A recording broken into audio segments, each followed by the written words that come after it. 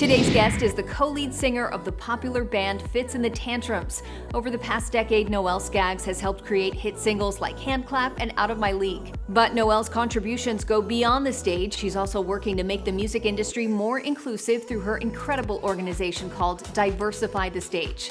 This is Advocate Now.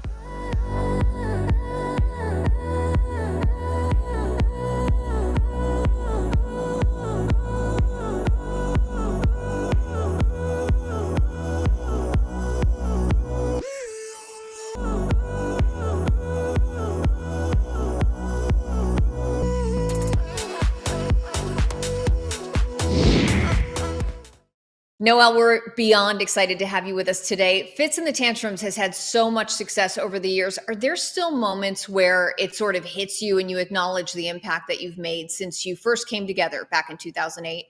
Oh yeah. I mean, I think with every single show, especially, when we show up in cities that we've never played before or a new venue or, we're selling out places and amphitheaters and doing that kind of stuff. It still kind of hits me to this day that, we've been been around as long as we have been, but also just to see the number of new fans that are also coming into the picture along with, fans that follow us around the country in some cases. This particular tour has been really fun because we've been hitting like the smaller like club rooms and smaller theaters again.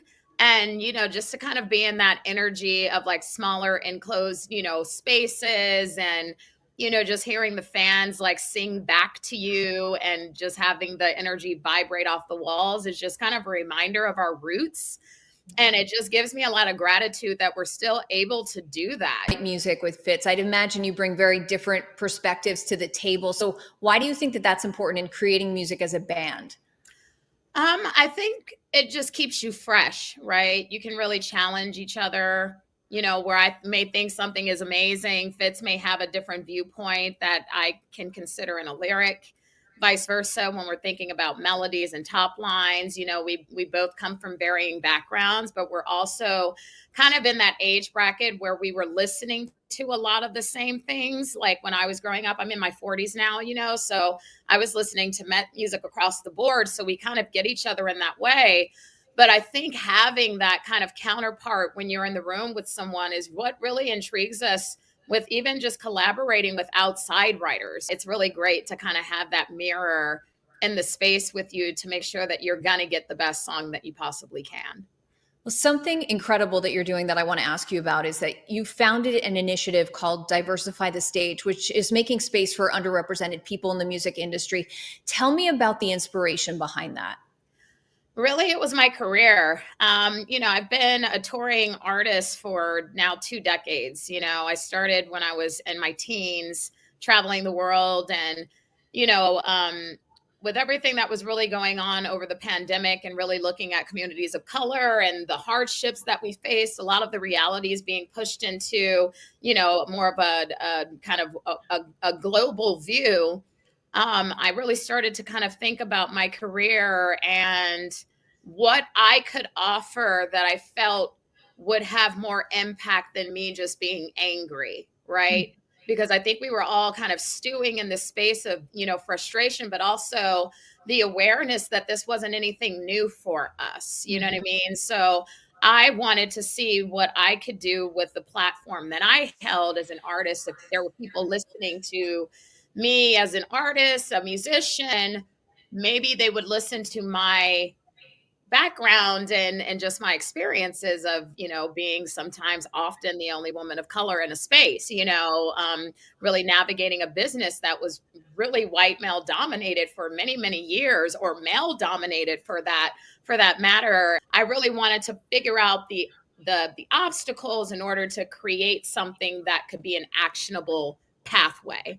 And um, what you created was basically this yeah, online directory to help booking agents, touring yeah. managers, and others find candidates for positions, and candidates in terms of, particularly women, BIPOC, LGBTQ plus people behind the stage, not just on the stage. Yes, yes. We wanted to create tools for people, right? When we're thinking about any type of obstacle you face, you have to start with the first step. So for us, it was one, getting all of these massive companies together to even acknowledge that there was an issue and to publicly state it, and to state that they were putting together measures to change it, to make it more inclusive, to really be conscious of the way that they were hiring folks and the way that they promote, and how they even access new talent. So we wanted to do that. We also decided to pursue the educational realm and creating the DTS apprenticeship program, which is primarily focused on college age youth trying to break into this sector of the industry, because it is so mysterious. Again, it comes down to even knowing that the jobs exist and how you get in, what companies can help you thrive in your passion. If you want to become a lighting director, like, what is the best approach, and what type of courses and what type of certificates do you need to get? How do you even get on a touring team? So we created this pathway of access through the DTS apprenticeship program for 18 to 25-year-olds who are really passionate about behind the scenes, not necessarily anybody that wants to be Beyonce, because I feel like there's a lot of programs out there that really support more artistic, front focusing folks. But I really wanted to look at the behind the scenes realm and how we can kind of really look at the next generation of talent and start lifting them up in these sectors of the industry that do need the support. And through Diversify the Stage, I actually discovered women only make up about less than 7% of executives in the live music industry. I mean, how do you think listeners and people in general can assist in creating change in the music industry? I think it's a really hard question to answer, because there's so many variables that I think, happen. I've just even thinking about touring, right? We think about a lot of the massive major tours. When you're thinking of rock groups, there was a history of not having women on the road because the wives didn't want that to happen, right? So these are just stories that I've gotten from different tour managers that I've talked to, and you know what I mean? It's just, there's so many variables. But again, it goes down to education. It goes down to the want of being on the road or being in these situations where you're pretty much kind of, you're a contractor. You're working day in and day out. It's a want, it's a lifestyle. Not everybody can handle this lifestyle, including men, but it's really education and knowing that you can create a 6-figure role being a lighting designer or being a tour manager as you would being with a tech company. You mentioned the apprenticeship program. Yeah. Had that been around when you were growing up, how do you think it would have made a difference for you in terms of your career? You know what? I honestly think that I would have hired differently. I think I would have been a bit more conscious and aware that there were women like me that wanted to do this kind of work. I think that I would have been a lot more educated on how to verbalize my wants to my team as I grew as an artist, as even Fitz and the Tantrums started to grow.